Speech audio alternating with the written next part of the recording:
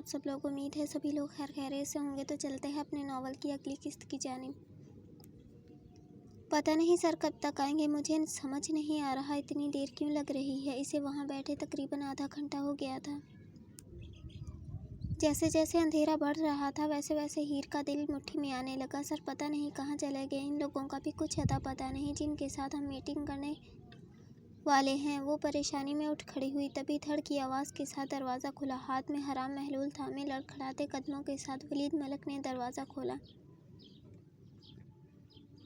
इसकी हालत पर नज़र पड़ते ही हीर हैरत से दंग रह गई, मगर इससे भी ज़्यादा हैरत उसके लिबास पर हुई। थोड़ी देर पहले जब वो यहाँ से गया था तब उसने ऑफिस का लिबास ज़ेबतन कर रखा था, लेकिन अब नाइट सूट में मलबूस वलीद मलक का लड़खड़ाता वजूद इसे किसी खतरे की निशानदेही करवा रहा था। चादर को अपने गिर्द मजबूती से लपेट कर वो थोड़ा पीछे हटी। सर आप इस तरह, वो लोग कहाँ हैं जिनके साथ हमने मीटिंग करनी है? लहजे को मजबूत कर इसने जो सवाल पूछा था उसे सुनते ही वलीद मलक ने कहकहा लगाया, तुम्हें क्या लगता है स्वीटहार्ट, इस वक्त मैं तुम्हें जहाँ मीटिंग की डील के लिए लाया हूँ? बेवकूफ़, मुझे लगा अब तक तुम समझ गई होगी। क्या मतलब आपका? आपने ही तो कहा था हम यहाँ ज़रूरी मीटिंग के लिए आए हैं, फिर आप अपनी बात से मुकर कैसे सकते हैं? मेरी जान, तुम्हें पाने के लिए मैं किसी भी हद तक जा सकता हूँ, फिर अपनी बात से मुकरना तो बहुत छोटी सी बात है। वो लड़खड़ाता कदम कदम उसकी तरफ बढ़ने लगा, लेकिन आगे बढ़ने से पहले वो दरवाज़ा लॉक करना नहीं भूला। जैसे ही उसने दरवाज़ा लॉक किया था हीर के कदमों से रही सही जान भी निकल गई। अब उसे पक्का यकीन हो गया था वलीद मलक का इरादा अच्छा नहीं है। आप होश में नहीं हैं। हीर ने अपने बचने की खातिर कोई रास्ता ढूंढना चाहा, लेकिन वलीद की घाघ आंखों ने शायद उसके इरादे को भांप लिया था, इसीलिए लपक कर चादर समेत हीर के बाजू को अपनी गिरफ्त में लिया। मेरा बाजू छोड़ें। वो खौफ से कांप रही थी, मगर आज बात उसकी इज्जत पर आ गई थी, इसीलिए डरने से काम नहीं बनने वाला था। ओह कम ऑन, जानता हूँ तुम एक मशरकी लड़की हो, लेकिन इसके बावजूद भी क्या तुम्हारा दिल नहीं चाह रहा इस रात को रंगीन बना लिया जाए? और फिर मैं तुमसे शादी भी करूँगा। तुम इस शानदार फार्म हाउस की मालकिन होगी। इसके अलावा भी मेरी अरबों की जायदाद है, वो भी तुम्हारी रानी बनाकर रखूँगा। मुझे आपकी बातों में कोई इंटरेस्ट नहीं। मैं जो हूँ, जैसी हालत में हूँ, मेरे लिए वही बेहतर है। आप मुझे जाने दें। वो मुसलसल अपने बाजू को छुड़वाने की कोशिश कर रही थी। वलीद ने कनपटी मसल कर अपने गुस्से को जब्त किया,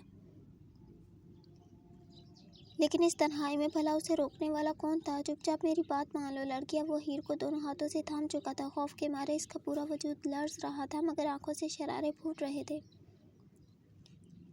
मुझे यहाँ से जाने दें, वरना आपके साथ भी अच्छा नहीं होगा। मुझे धमकियाँ मत दो मेरी जान। मैंने तुम्हें सीधे और शराफत वाले तरीके से मनाने की भरपूर कोशिश की थी, लेकिन तुम्हें अपनी ये 2 टके की इज़्ज़त अजीज़ थी, तो सोचा इस इज़्ज़त को ही अपना बना लो। मगर तुम बेफिक्र रहो, शादी मैं तब भी तुमसे करूँगा। शायद तुम दुनिया में वो वाहिद खुशकिस्मत लड़की हो जिससे मैं शादी करना चाहता हूँ, वरना एक बार मेरे साथ सोने के बाद दोबारा कोई इस बिस्तर पर नहीं आई सिवाय चंद औरतों के। मगर तुम्हें मैं अपनी इज़्ज़त बना कर रखूँगा। इसके मुँह से ये मुग़लज़ात सुनकर हीर का दिमाग छनछना गया। एक झटके से अपना हाथ छुड़वा कर अगले ही पल वलीद मलक के मुंह पर जोरदार तमाचा दे मारा। अपने गाल पर हाथ रखे इसने हैरत ज़दा होकर उस नाजुक सी लड़की को देखा जो आज तक उसके आसपास रहते हुए हर वक्त कांपती रहती थी, और आज इसे तमाचा ही दे मारा। गलीज इंसान, इज्जत को तार तार कर देने वाला भी इस वक्त इज्जत की बातें कर रहा है। तुम्हें शर्म आनी चाहिए। औरत को पाँव की जूती समझ रखा है। जब एक औरत इनकार कर दे तो समझ आना चाहिए इसके इनकार का मतलब इनकार ही है। तुम्हारी इतनी हिम्मत! अगले ही पल उसने अपना भारी हाथ हीर के मुंह पर दे मारा। तवाज़न बरकरार न रखते हुए वो औंधे मुंह बेड पर जा गिरी। मैं तुम्हारे सामने शराफत का मुजाहिरा कर रहा हूँ, मगर तुम्हें इज्जत रास नहीं। हीर की चादर को पकड़कर एक ही झटके में उसने दूर उछाला।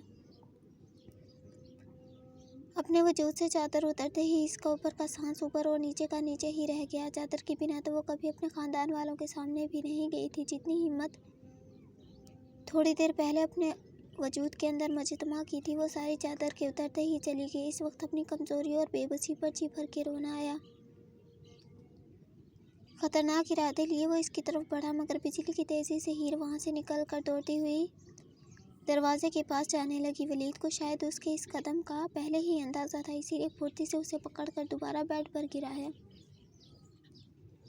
तुम यहाँ पहली बार आई हो, लेकिन मेरा तुम जैसी लड़कियों को काबू करने का बहुत तजुर्बा है। इसकी कलाइयों को मजबूती से पकड़कर बेड पर लगाए वो हीर की गर्दन पर झुका। एक पल के लिए उसके दिल ने शिद्दत से ये दुआ की थी कि काश वो अपने माँ बाप के साथ ही मर गई होती तो आज ज़िंदगी ये दिन न दिखाती, लेकिन वो हिम्मत नहीं हारना चाहती थी। अगर इस वक्त हिम्मत हार जाती तो शायद सारी ज़िंदगी रोने और पछताने के सिवा और कुछ नहीं कर सकती थी। इसीलिए इसने अपना घुटना वलीद की ऐसी जगह मारा कि वो बुलबुला उठा और ख़ुद अपनी चादर की परवाह किए बगैर दरवाज़ा खोलकर वहाँ से भाग गई। वलीद इसकी कार्रवाई देखकर दर्द में भी हंस पड़ा। तुम यहाँ से कहीं नहीं जा सकती, ये पूरा इलाका ही सुनसान है। इसके पीछे से वो चिल्लाया और हीर के पीछे भागा, लेकिन वो इसकी बात सुन ही कब रही थी। नंगे पाँव ही भागती भागती मेन गेट तक पहुँची। मैडम आप कहाँ जा रही हैं? वॉचमैन ने इसे रोकने की कोशिश की, मगर वो इसे भी धक्का देकर एक तरफ गिरा कर गेट से बाहर निकल गई। ये सब क्या हो रहा है मेरी ज़िंदगी में? एक हाथ मजबूती से स्टीयरिंग पे जमाए, दूसरे हाथ की 2 उंगलियों से अपनी पेशानी को मसला। क्यों हर लम्हा परेशानियों के जद में आकर चैन सुकून गारत हो गया है, या फिर शायद नहीं, ये सुकून तो उसी दिन छिन गया था जब आज से 5 साल पहले उसकी शादी हुई थी। क्यों मम्मा बाबा आपने मेरी पसंद को सिर्फ एक बार मौका देकर नहीं देखा? वो कर्ब से आंखें मीच कर रह गया। गुजरे दिनों की यादें बहुत अलग थी। पॉकेट में रखी फाइल इसे किसी पल सुकून नहीं लेने दे रही थी। कशमकश हद से सवा हुई तो उसने अपने ही बालों में उंगलियां फंसाकर बालों को नोचा। नहीं, अब इन सब का कोई फ़ायदा नहीं। वो ऐसी जगह जा चुकी है जहाँ से कभी वापस नहीं आया जाता। और अब मेरे लिए मेरी बेटी ही मेरा कुल जहाँ है। गहरा सांस हवा के सुपुर्द कर वो पुरसुकून हो गया। इसकी बेटी इसके लिए जीने की वजह थी और वो नाइला से भी शादी का वादा कर चुका था। परेशानी में ड्राइव करता हुआ वो न जाने कहाँ निकल आया था, इसीलिए अब घर वापसी के लिए गाड़ी को रिवर्स घुमाया, मगर इसी वक्त किसी सनफे नाजुक की चीख इसके हाथ वहीं रुक गए।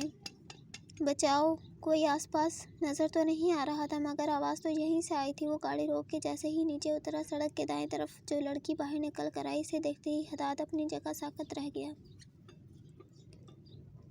कुछ पल के लिए ऐसा लगा जैसे वो कोई ख्वाब देख रहा है, मगर ये ख्वाब नहीं, शायद कोई भयानक हकीकत थी जो इस वक्त इसके सामने आई थी। आज का दिन या तो बहुत मनहूस था या फिर उसके लिए बहुत ज़्यादा खुशकिस्मती की खबरें लाया था। वो जिंदा थी और इसके सामने मौजूद थी, लेकिन वो पिछले 4 साल से कहाँ थी? इसे क्यों नहीं मिली? इसके पास क्यों नहीं आई? कितने ही सवाल एक साथ इसके दिमाग में घूम गए।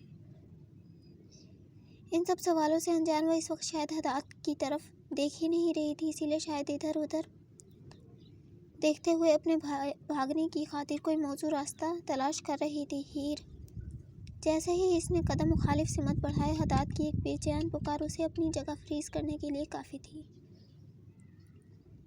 हदाद ने उसके चेहरे को बगौर देखा। गुलाबी चेहरे में जैसे इस वक्त खून उतर आया हो। मुसलसल रोने के बायस शायद सारे जिस्म का खून नाक और गालों में सिमट आया था। एक गाल पर उंगलियों के निशान वाज़िह थे। आंखों के पपोटे भी रोने के बायस सूज चुके थे। कपड़े भी मिट्टी में लथपथ और घुटनों से खून रिस रहा था। शायद वो भागते भागते काफ़ी बार गिरी भी थी। इसकी ऐसी अबतर हालत देख हदाद के दिल को जैसे किसी ने मुट्ठी में ले लिया। मगर सवाल ये था, उसकी ये हालत आखिर किसने की? वो इस वक्त चादर के बगैर थी और हदाद ने अपनी पूरी ज़िंदगी में इसे कभी चादर के बगैर नहीं देखा था। जैसे जैसे वो इसकी तरफ कदम बढ़ा रहा था, हीर को लगा जैसे उसका एक एक कदम हीर की धड़कनों को कैद कर रहा है। कब सोचा था वो इसे यूं इस तरह ऐसी हालत में मिलेगी? आज से 5 साल पहले जब वो हवेली से निकली थी तो अपने दिल में पुख्ता इरादा कर लिया था वो हदाद शाह के सामने कभी नहीं आएगी। लेकिन इंसान जैसा सोचता है वो हमेशा कहाँ होता है। किस्मत एक बार फिर उसे उसके सामने ले आई थी। हीर से 2 कदम की दूरी पर ही उसने अपने कदमों को रोक लिया। वो आगे जाना नहीं चाहता था, या फिर शायद इसे वहम था अगर वो आगे बढ़ा तो कहीं हीर का वजूद यहाँ से कहीं हवा में तहलील हो जाएगा। तुम यहाँ मतलब जिंदा, ये हालत सूखे होंठों पे जुबान फेर वो बमुश्किल ये लफ्ज़ अदा कर पाया। और वो जो इसके बोलने से पहले ही हदाद के हर एहसास को समझ जाती थी, इस वक्त भी इसकी हालत समझ कर रो पड़ी। मेरी हिफाजत करो। शायद बेबसी की इंतहा थी जो आज वो हदात के भूले वादे को याद दिला रही थी। हाँ, वो इसके आंसू देख होश की दुनिया में वापस आया। भाग के जेब में से कुछ तलाशा, मगर जो चीज़ हाथ में आई इसे थामते वक्त हो हदात के हाथ चंद सानिये के लिए साकत हो गए। यह उसकी अपनी शॉल थी जो उसे हद से ज़्यादा अजीज थी, जिसके एक कोने पर दिल बनाकर इसमें हुर्फ एच लिखा था। कोई भूला भटका लम्हा इसकी आंखों के सामने से गुजर गया है। ये माँ ने भेजी है। हीर ने एक कत्थई रंग की चादर लाकर उसके सामने रख दी। खाला ने। और तुम्हारा तोहफा। जैसे ही वो जाने के लिए मुड़ी, हदात इसके रास्ते में हायल हुआ। मेरा कौन सा तोहफा? वो नज़र झुकाकर अपनी चादर के पल्लू को मजबूती से थाम गई। हीर, हदात ने इसके नाजुक हाथ को अपनी मजबूत हाथों में लिया। बोल दो ये तुम्हारी तरफ से है, क्योंकि खाला कल रात ही मुझे अपना तोहफा दे चुकी है।